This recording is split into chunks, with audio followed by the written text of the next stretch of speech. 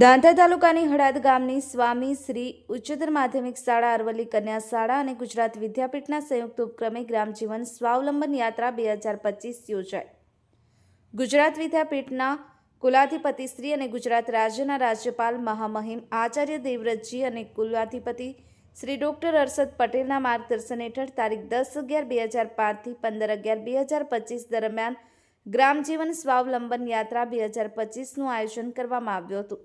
જે દાંતા તાલુકાના હળાદ ગામની સ્વામી શ્રી ઉચ્ચતર માધ્યમિક શાળા અને અરવલ્લી કન્યા શાળા અને ગુજરાત વિદ્યાપીઠના સંયુક્ત ઉપક્રમે સ્વદેશી સ્વાવલંબન સરદાર પટેલની 150મી જન્મજયંતિ